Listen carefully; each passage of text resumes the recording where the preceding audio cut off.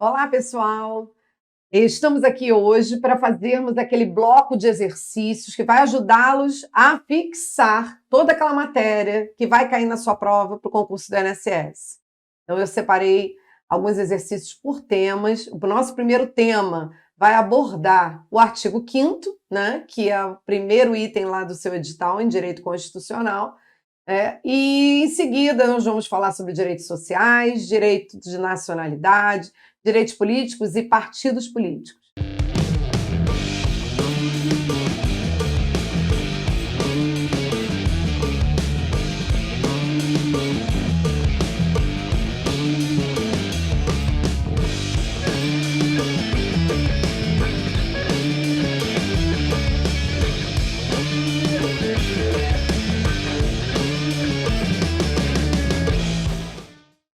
Preparados? Vamos fixar essa matéria? Vamos lá? Vamos lá. Primeira questão foi justamente do último concurso do INSS, olha. O direito à vida desdobra-se na obrigação do Estado de garantir à pessoa o direito de continuar viva e proporcionar-lhe condições de vida digna. E aí, o que vocês acham? O Estado tem que te proporcionar o direito à vida? Sim, porque está no caput do artigo 5º, né? Você lá no caput do 5º, você fala sobre o princípio da isonomia, o princípio da igualdade, onde todos são iguais perante a lei, garantindo aos brasileiros e estrangeiros residentes no país o direito à vida, a inviolabilidade à vida, a igualdade, a propriedade, a segurança, né? Então você tem uma série de direitos que estão previstos no caput, que estão também, né, elencados durante a Constituição. E ali, quando você fala em direito à vida, né, que ali você trata o princípio da isonomia, o princípio da igualdade, quando você trata do direito à vida, muita gente acha que é um direito absoluto, né, tendo em vista que a vida é um dos direitos mais importantes que nós temos. Mas está aí, né, um grande erro que o candidato comete. Na verdade, até bem pouco tempo atrás eu diria para você que a doutrina entende que não há direito absoluto. Até porque, por exemplo, a vida, ela ela pode sim ser violada em caso de pena de morte, né, em que estejamos em guerra declarada. Então, é possível a aplicação de pena de morte em caso de guerra declarada, a Constituição prevê isso. Assim como existem formas de abortos legais, que é o aborto do feto anencefalo, o aborto do feto que causa risco de vida à mãe ou que foi oriundo de um estupro, né? Então, nem a vida é um direito absoluto. Mas o STF entende que nós temos um direito que é absoluto, ou seja, um direito que é inadmissível qualquer exceção, tanto a ele como aos oriundos dele, que é justamente a vedação à tortura. A tortura, que está no inciso 3º do artigo 5º, ela não pode ser praticada em nenhuma hipótese. Então, por isso, né, é que nós temos por direito absoluto apenas a tortura. E quando a Constituição te fala em direito à vida, você tem que entender que ela também não fala só a questão de permanecer vivo, condições para permanecer vivo. Mas que adianta você permanecer vivo se você não tem saúde, se você não tem educação, se você não tem moradia, se você não tem trabalho, se você não tem direito à proteção àqueles que são desamparados. Então, você tem uma série de direitos, que são os direitos sociais, que também é um grande assunto aí para o teu concurso do INSS, lá do artigo 6º até o artigo 11 da Constituição, que são justamente direitos que tornam a vida do cidadão digna. Até porque você tem oriundo disso, oriundo do princípio da dignidade da pessoa humana. Então, a Constituição ela não protege somente a vida pelo fato de garantir que você permaneça vivo, mas também há condições que lhe proporcionem uma vida digna. E com isso, o nosso gabarito está correto. Vamos para a próxima. Questão 2. Se com o intuito de eximir-se de obrigação legal a todos imposta, uma pessoa se recusar a cumprir prestação alternativa invocando a convicção filosófica e política ou crença religiosa, os direitos associados a tais convicções poderão ser restringidos. E aí, o que vocês acham?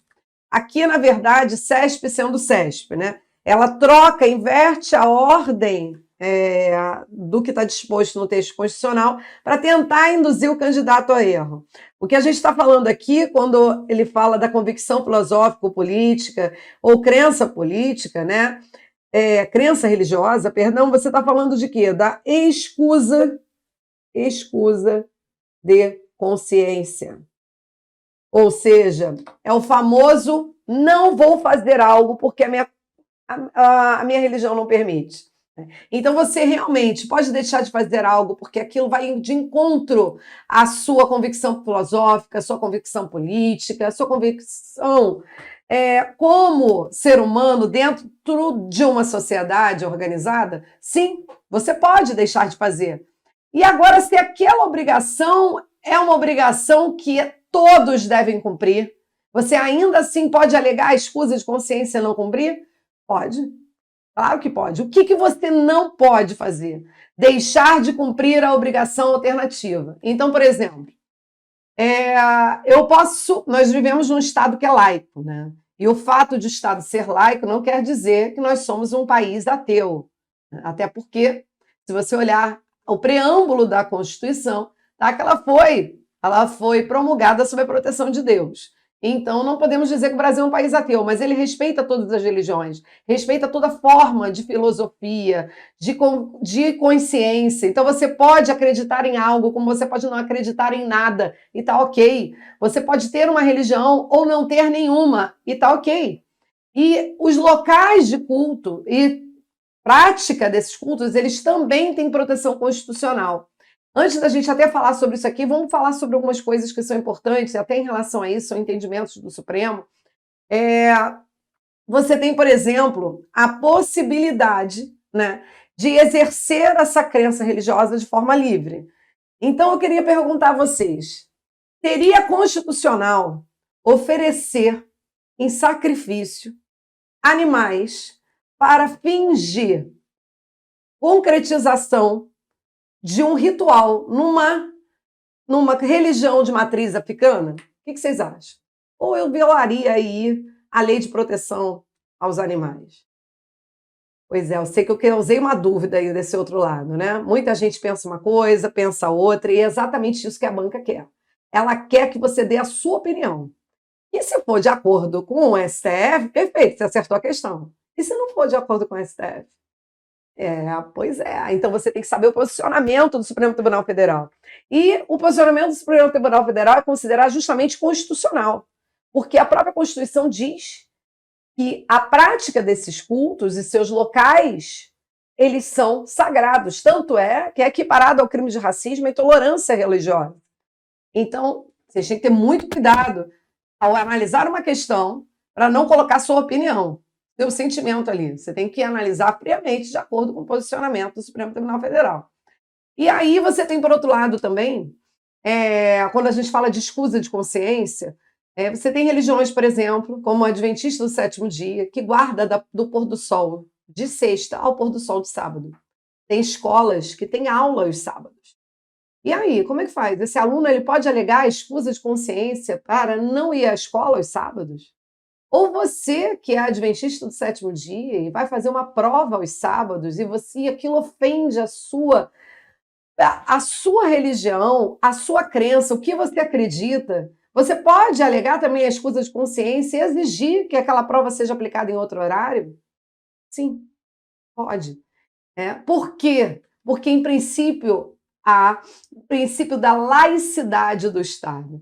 Então, por exemplo, você pode ser obrigado a cumprir uma prestação alternativa. Fazer essa prova depois do horário, ou, por exemplo, fazer um trabalho por matéria que você perdeu naquele sábado, e isso está ok. O que você não pode deixar de fazer é cumprir a prestação alternativa quando ela lhe for fixada. Então, por exemplo, já que o Estado é um Estado laico, eu posso fundar uma religião nova, né? E a minha religião será Divas do Oitavo Dia. E na minha religião Divas do Oitavo Dia, você vai ter que assistir lives intermitentes minhas aos domingos. Nada você pode fazer mais, a não ser ficar de frente para o computador assistindo o que eu vou dizer para você.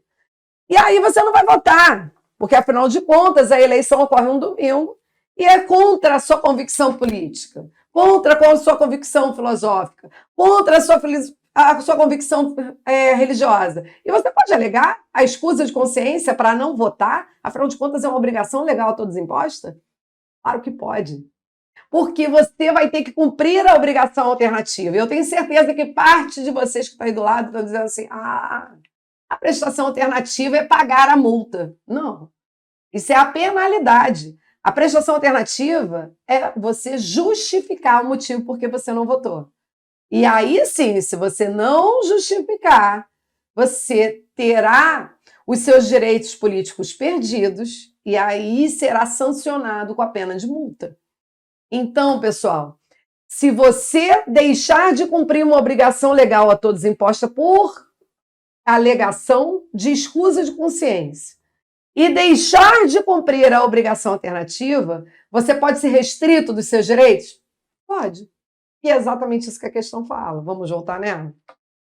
Olha lá. Se com o intuito de eximir-se de obrigação legal a todos imposta, uma pessoa se recusar a cumprir prestação alternativa, invocando convicção filosófica ou política, o que a pessoa não cumpriu? Não é a obrigação. Ela não cumpriu nem a obrigação e nem a prestação alternativa, alegando convicção filosófica ou política para as duas. Aí já não dá. Porque aí os direitos associados a tais convicções poderão ser restringidos. Então, questão 2, certa. Vamos lá. Deixa eu fazer uma pergunta para vocês aí do outro lado. Será que algum de vocês estudou escola pública e, por acaso, teve aula de religião? É igual aquela cabeça de bacalhau, né? A gente sabe que existe, mas nunca viu, né? Então, você teve aula de religião? O seu professor, ele expressava qual era a religião dele? Ele tendencionava a aula dele para uma determinada religião? Se caso você respondeu que sim, você era obrigado a permanecer na aula? E se aquela religião não fosse a mesma religião que você professa? Você poderia não frequentar a aula? Ou se você parasse de frequentar, você repetiria de ano? Pois é, muita gente não sabe, mas o ensino religioso nas escolas públicas, né, é garantido. Só que a matrícula, ela é facultativa.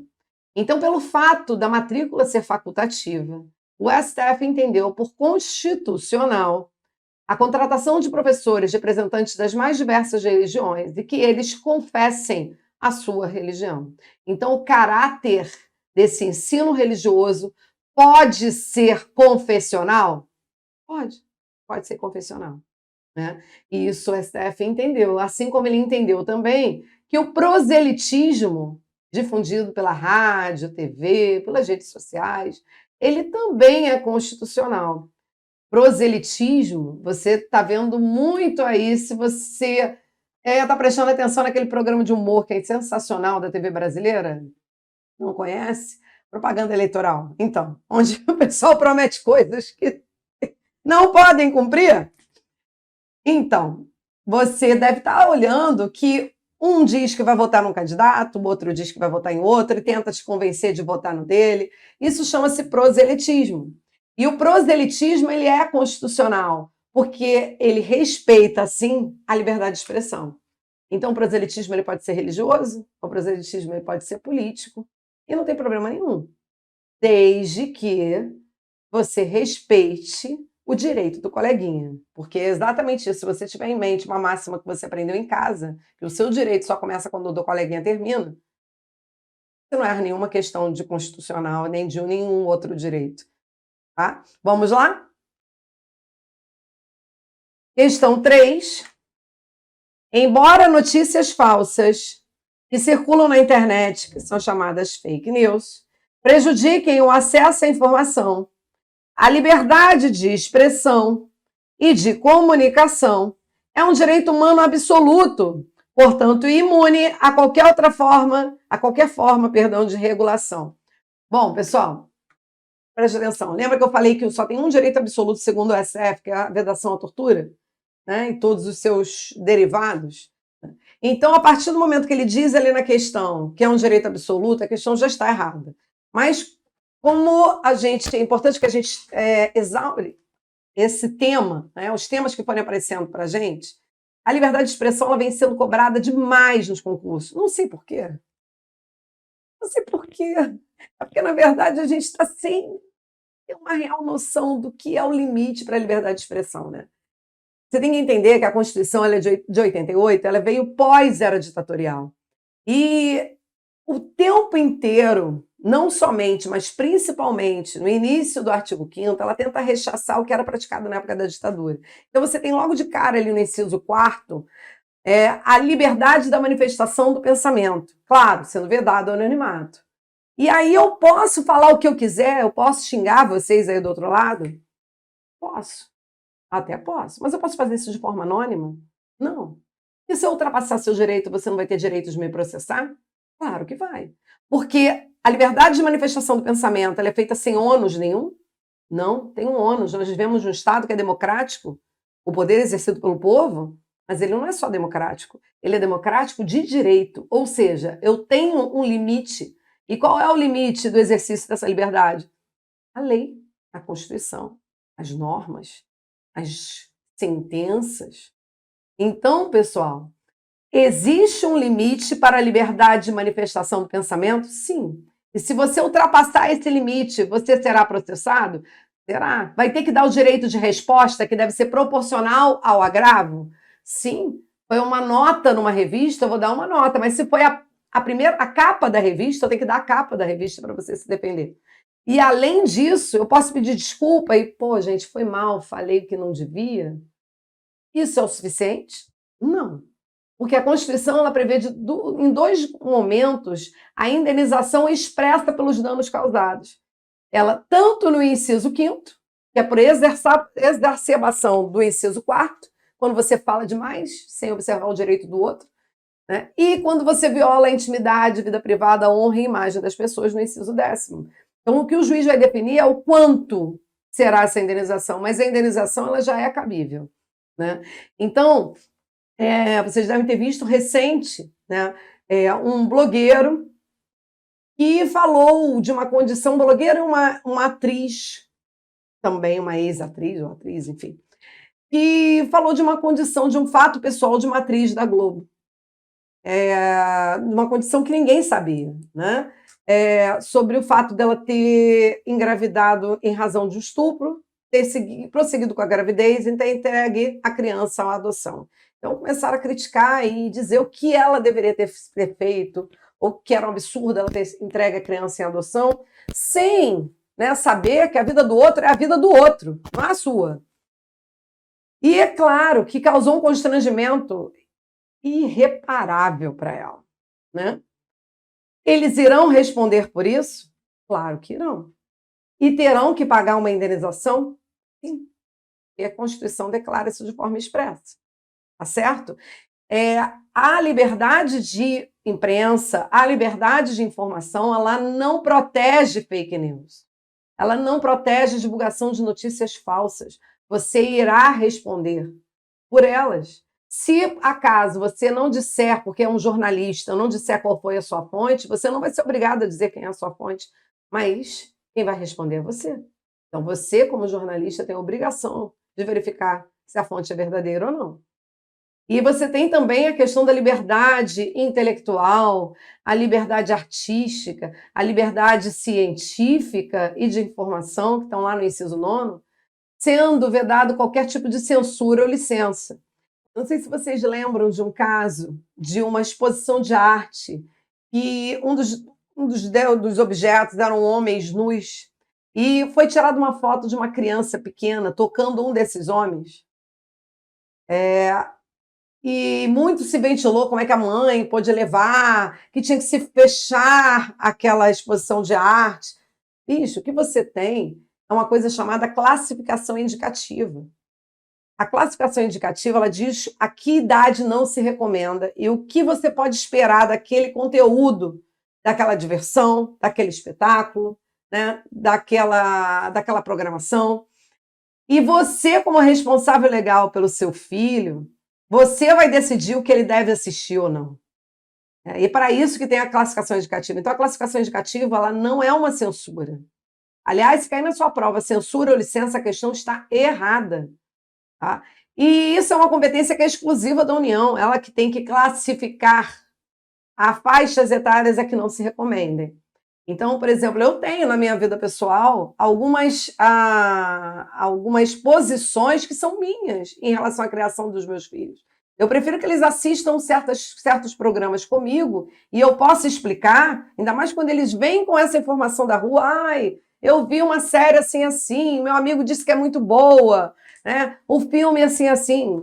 Eu prefiro que ele assista comigo e eu vá explicando a ele do que ele assistir na rua e ter as suas próprias conclusões. Mas isso é o que eu penso. Eu sou responsável por ele. Mas o fato de eu ser responsável por ele me permite que eu possa levá-lo numa boate? Comigo, né? Claro que não. Porque uma boate é proibida para menores de 18 anos. Se ela é proibida para menores de 18, isso não também se configura uma censura. Porque eu estou protegendo alguém ali que não pode se defender sozinho, que é uma criança, que é um adolescente, que é uma pessoa em desenvolvimento. Tanta verdade que eu tenho um órgão que a protege, que é o Ministério Público. Tanta verdade que eu tenho um Estatuto da Criança e do Adolescente que os protege. Então, a proibição a menores de 18 também não configura censura e muito menos pressupõe uma licença. Tranquilo até aqui? Então, se cair na prova de vocês qualquer questão, por mais grotesca, e que você queira dar ali, né, insaciável, queira dar sua opinião, lembra disso. Censura ou licença são proibidos pela Ordem Constitucional Brasileira. Tá certo? Então, voltando para cá.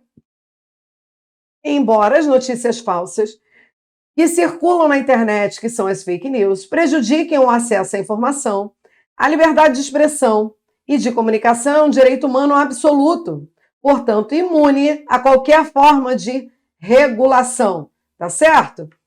Claro que não, né? Porque a fake news não está abarcado, né? Ela prejudica o acesso à informação, logo não é um direito humano absoluto e não está imune a qualquer forma de regulação. Errada a questão. Vamos para a próxima. Questão 4. A inviolabilidade do domicílio abrange qualquer compartimento habitado, onde alguém exerce profissão ou atividades pessoais, podendo, por exemplo, ser um trailer, podendo ser um barco, podendo ser um aposento de habitação coletiva. O que vocês acham? Tá certo? Certinho. Segundo o STF, né, o trailer pode ser casa, desde que esteja estacionado, um barco atracado é casa, um aposento de habitação coletiva, um albergue é casa. Então, na verdade, o que significa casa? Casa é um sentido lato. Casa é qualquer compartimento habitável, onde você expressa a sua intimidade, onde você pode exercer a sua vida privada, onde você se sente privado, né? Protegido da presença de estranhos. Então, pessoal, por exemplo, qualquer estabelecimento comercial que você tem uma placa escrito assim na porta, proibida a entrada de estranhos, apenas pessoas autorizadas, esse ambiente é casa. Dali para dentro é casa.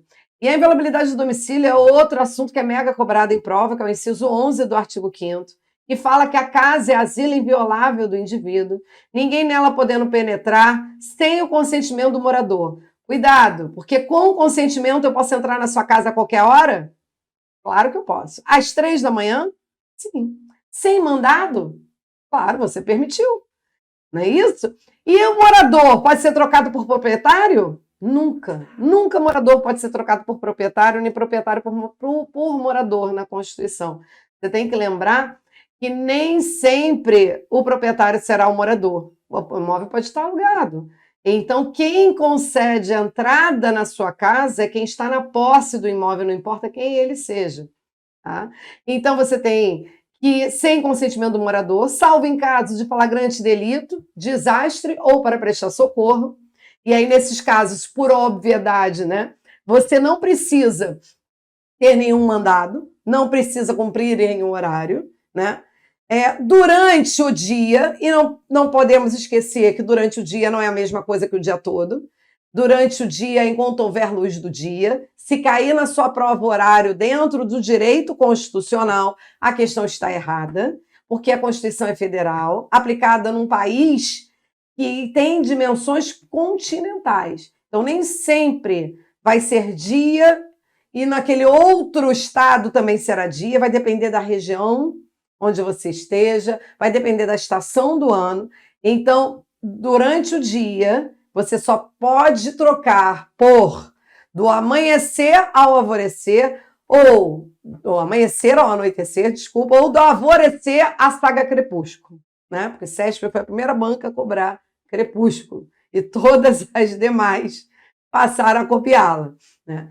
E outra coisa, a não ser que neste caso, né, que você tenha que invadir o domicílio alheio onde não esteja em caso de flagrante delito, não seja para prestar socorro, ou em caso de desastre, você precisa de um mandado judicial. Então, eles trocam a autoridade judiciária por autoridade policial. E não é a mesma coisa, por óbvio, né? Então, quem expede mandado de busca e apreensão é juiz. É Batman, é homem da capa preta, tá? Então, cuidado com isso daí. E outra coisa, segundo o STF, ele entende que em caso de cometimento de crime permanente, flagrante de crime permanente, um sequestro, um tráfico ilícito entorpecentes e drogas afins, se o policial, né, tiver fundadas razões que aquele crime esteja acontecendo ali, ele não precisa também de mandado, porque é flagrante de crime permanente. É óbvio que ele vai justificar isso depois, a posteriori, né, que justifica essa invasão de domicílio, sob pena dele responder civil, penal e administrativamente, não só ele, como a autoridade que ordenou, assim como nulidade de todos os atos praticados. Mas se houver fundadas razões que são justificadas a posteriori, é possível a invasão de domicílio. Tranquilo até aqui, pessoal? Então, eu posso dizer, por exemplo, que do balcão do bar para dentro é casa? Posso dizer que um escritório de uma boate é casa? Beleza? Foi? Então, vamos lá? Vamos verificar a questão? A inviolabilidade de domicílio abrange qualquer compartimento habitado, onde alguém exerce profissão ou atividades pessoais, podendo, por exemplo, ser um trailer, um barco, um aposento de habitação coletiva, tá certo? Certinho. Vamos para mais uma, pessoal. Questão 5. Durante a realização da Copa das Confederações, o Brasil conviveu com ondas de manifestações ligadas aos reajustes do transporte público que aos poucos canalizou insatisfações das mais diversas, da qualidade do ensino à corrupção. Foi naquela época que o gigante acordou e agora ele está hibernado em coma profundo? Então, tendo o fragmento de texto acima como referência inicial, julgue que o item que segue, relativo ao direito de liberdade de expressão e de reunião, e a proteção constitucional a esse direito. O STF, olha lá, tem que observar, essa questão versa sobre a Constituição ou sobre o STF, considera a defesa em espaços públicos da legalização das drogas ou da abolição de qualquer outro tipo penal é amparada pelo exercício legítimo do direito à livre manifestação do pensamento, propiciada pelo exercício do direito de reunião. Então, olha só, a gente está falando aqui sobre o direito de reunião. Pessoal, direito de reunião nada mais é do que o princípio da liberdade de manifestação do pensamento, só que sendo exercido em conjunto. Nós vivemos numa democracia, não é isso? O poder é exercido por nós, seja através de representantes eleitos ou da nossa forma, de forma direta, através de proposição de ação popular, através de plebiscitos, através de referendo, através de apresentação de projetos de lei de iniciativa popular. Então, a partir do momento que algo não nos agrada, a gente tem que botar a boca no trombone. E só assim eles vão poder nos ouvir. E quanto mais gente colocar essa cara à tapa, é assim que a gente consegue modificar algo que nos seja importante modificar. Então, a liberdade de reunião, o direito de reunião, é um direito. Ele é um direito, mas ele tem alguns pressupostos. Essa reunião ela tem que ser pacífica, isso você vai ter que olhar na questão. Se ela é pacífica, ela é sem armas. Então, se tiver um manifestante armado, acaba com a reunião? Não, se a questão disse para você que a reunião é pacífica, eu retiro esse participante armado e a reunião prossegue. Sem armas, em locais abertos ao público, que não quer dizer necessariamente ao ar livre, tem que ter a entrada gratuita, abertos ao público, né?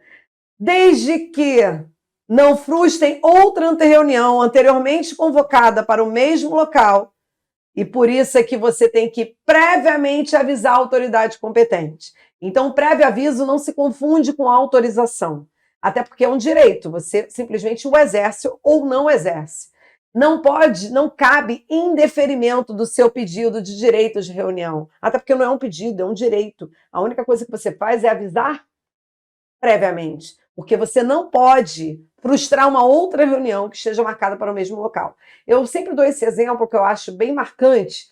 Na época que o Papa esteve aqui, todas aquelas missas, né, todos aqueles eventos que aconteceram em Copacabana, deveriam ter acontecido lá em Guaratiba, né? Peço perdão aí quem é de Guaratiba, porque eu sempre confundo, eu não me lembro se é Pedra de Guaratiba, Barra de Guaratiba. Só que choveu muito, né, nos dias que antecederam. Então, eles transferiram para a Praia de Copacabana. Só que esqueceram que um dos dias estava marcada a Marcha das Vadias, que era um movimento feminista. E a confusão foi tamanha, quebrou, aí tinha aquela Sara Inverno como líder, né, Sara Winter, ela quebrou santo, e foi uma confusão, saiu isso, né, em todas as emissoras, mas na verdade o que foi feito foi uma inconstitucionalidade, porque não importa que a Jornada Mundial da Juventude ia atrair mais de 1 milhão de pessoas, e a Marcha das Vadias ia atrair 1.000, não interessa, interessa quem marcou primeiro, todos têm direito. Né? E aí, liberdade de reunião, direito de reunião. O que é reunião? Manifestação é reunião. Passeata andando é reunião. Marcha da fé é reunião. Procissão de igreja é reunião. Agora, show da Ludmilla na praia de Copacabana é reunião? Não. E aí você tem que fazer uma diferenciação para o que seria uma autorização para o uso de bem público e o que seria direito de reunião. Essa parte você aprende lá em direito administrativo, mas só dando uma pincelada, o que você tem que ter em mente, né, que são diversos requisitos, né, para a utilização, para o uso de bem público, mas o principal deles, que o difere do direito de reunião, é que cada um tem um objetivo diferente. No direito de reunião, não. Todo mundo tem o mesmo objetivo. Quando você manifesta por alguma coisa, você quer um objetivo. Quando você vai numa procissão de igreja, na Marcha da Fé, você tem um objetivo, né? Agora, no show da Ludmilla, depende, né, do seu objetivo. Então, pessoal, o que você tem que observar, né, dentro do direito de reunião, que não cabe autorização, não cabe indeferimento, porque é um direito. E sim, eu posso exercer esse direito para fim de deixar de ser crime algo que eu não acredito mais que seja. É constitucional a marcha em favor da liberação do aborto? É constitucional. Eu não concordo com o aborto, professor. Não te perguntei sua opinião. Mas o que você tem que saber para a sua prova? Lembra que eu falei que ele quer te induzir que você dê a sua opinião? É a marcha em favor do aborto? Ninguém ali vai fazer propaganda de clínica de aborto. Ali você está lutando por algo que você acredita. Então, marcha da maconha é constitucional? É, mas é óbvio, eu não mandei ninguém fumando maconha na marcha. Aí é crime. Mas lutar pela liberação de um tipo penal, para a exclusão de um tipo penal, é constitucional, é legítimo. Tá certo? Tranquilo, pessoal? E outra coisa importante, recente. Vamos supor que eu queira fazer uma manifestação para melhores condições de trabalho dos professores de concurso público. E aí, eu sou uma pessoa, beijo no ombro, famosa, coloco nas minhas redes sociais e aquilo viraliza de forma abrupta e uma galera tá dizendo que vai na minha manifestação na Presidente Vargas às 4 da tarde, numa sexta-feira anterior a um feriadão. Não avisei previamente a autoridade competente. E aí? Meu direito de reunião pode ser frustrado? Pois é, não. Segundo o STF, essa divulgação em massa pelas redes sociais, porque hoje a gente está vivendo um outro mundo, né? É, é possível que seja abarcado essa divulgação a autorização, o aviso prévio à autoridade competente, porque não independe de autorização, era só previamente avisar, e você avisou e viralizou, e tá ok. Tá certo, queridos? Beleza, mas cuidado, isso é de acordo com o STF, não é de acordo com a Constituição. E o tempo inteiro vocês têm que fazer essa diferenciação na prova. Tá falando de acordo com a Constituição ou tá falando de acordo com o STF? A mesma coisa aqui, olha, na questão. O STF considera a defesa em espaços públicos da legalização das drogas ou da abolição de qualquer outro tipo penal amparada pelo exercício legítimo do direito à livre manifestação do pensamento, propiciada pelo exercício do direito de reunião. Tá certo? Certíssimo. Perfeito. Questão 6. Mais uma aí pra gente. Olha, para provar o quanto CESP, SEBRASP tem casos de amor com súmula, informativo, né? Vamos lá. Uma banda formada por músicos amadores não remunerados estará dispensada do pagamento de direitos autorais em razão da execução de obra musical alheia. Pois é, vamos lá. A gente está falando aqui do direito de propriedade, e nós sabemos que a Constituição ela protege o direito de propriedade tanto material, quando você toca, como a imaterial, marca, patente, signos distintivos, autoria, não é? Então, quando nós nos referimos a uma propriedade imaterial, nós temos lá no inciso 28 da Constituição falando exatamente sobre esses direitos autorais, né? Que inclusive os dubladores têm, você que fez uma ponta numa novela tem, se essa novela for reprisada aqui ou no exterior, se esse filme for reprisado aqui no exterior, a sua voz, a sua imagem devem ser ressarcidos os direitos autorais pelo uso delas, e inclusive em atividades desportivas. Inclusive há esse estímulo de que associações façam essa fiscalização por ser totalmente constitucional, como você tem, por exemplo, o ECAD, o Escritório Central de Arrecadação e Distribuição. E aí eu tenho uma questão como essa, uma banda que toca aqui, perto a gente tem a praça, o Largo da Carioca, né? E ali você tem realmente a expressão máxima do inciso 9º da Constituição, né? Que você fala sobre a liberdade, né, artística, científica, você tem de tudo ali. E aí você tem uma banda que toca ali músicas de terceiros, não são remunerados, eles têm apenas um chapéu ali, e você dá o que você quiser como gorjeta, né? Eles devem pagar direitos autorais? O que vocês acham? Pois é, não. Porque eles são amadores, eles não são remunerados. Se eles fossem remunerados, se a Anitta fizesse um show no Largo da Carioca, pela prefeitura, ela está sendo remunerada e ela tocou músicas de terceiros, ela tem que pagar direitos autorais. Mas quem é amador não paga direitos autorais.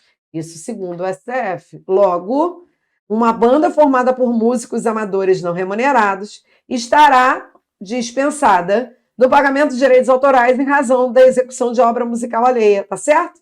Certíssimo, perfeito. Vamos para a próxima.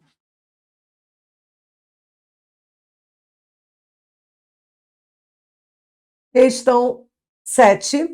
Considerando as normas constitucionais sobre os direitos e garantias fundamentais, assinale a opção correta. Letra A. Olha, assunto que a gente já tratou aqui, ó. A casa é asilo inviolável do indivíduo, ninguém nela podendo penetrar, sem consentimento do morador, beleza, até aqui, né? Salvo em caso de flagrante delito ou desastre, ou para prestar socorro, ou durante o dia e a noite, por determinação judicial? Noite não, né, pessoal? Só durante o dia. Letra B. Todos podem reunir-se pacificamente, beleza. Sem armas, beleza. Em locais abertos ao público, ok. Desde que não frustrem outra reunião anteriormente convocada para o mesmo local, beleza. E mediante prévia permissão da autoridade competente? Não, prévio aviso à autoridade competente. C. A pequena propriedade rural, é verdade, assim definida em lei, desde que trabalhada pela família, só pode ser trabalhada pela família, exclusivamente pelo trabalho familiar, não será objeto de penhora, salvo-se para o pagamento de débitos decorrentes de sua atividade produtiva? Não, pelo contrário, é neste caso aqui, para pagamento de débitos de sua atividade produtiva, que não pode ser objeto de penhora. Por quê, gente? A gente tem que entender que a Constituição garantiu o direito à impenhorabilidade da pequena propriedade rural quando ela é garantia de subsistência daquela família. Por isso é impenhorável. Mas é óbvio, né? Tem alguns requisitos. Quais são os requisitos? Primeiro, a questão ela tem que dizer para você que essa propriedade rural ela é pequena. Professor, o que é pequena? Não interessa. É uma lei de 64. O que você precisa saber é se a questão cobra que ela é pequena ou não. Porque se a questão não disser, a questão está errada. Então, a pequena propriedade rural ela tem que ser pequena. Ela tem que ser produtiva, porque se ela não produzir, não tem essa garantia. A produção dela tem que ser exclusivamente pelo trabalho familiar. Então, apenas a família pode trabalhar naquela pequena propriedade rural. E, por último, a origem da dívida deve ser em razão da própria atividade produtiva. Se você, por exemplo, fez uma dívida para comprar uma TV de 72 polegadas para assistir a Copa e não conseguiu pagar, pode ser penhorado? Pode. Ah, eu comprei um trator para aumentar a produtividade da minha pequena propriedade. Pode ser penhorado? Não. Porque aí sim a origem da dívida é em razão da própria atividade produtiva. Certo? Vamos voltar para cá.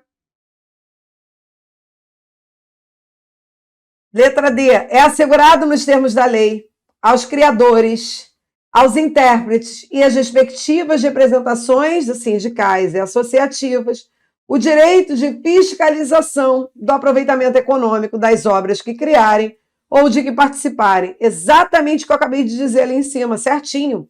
Inciso 28, a linha B. Vamos ver o erro da letra E. É livre a manifestação do pensamento, permitido o anonimato? Falamos exaustivamente aqui, né? É vedado o anonimato, vedado o anonimato. E com isso a gente termina esse bloco. Até já!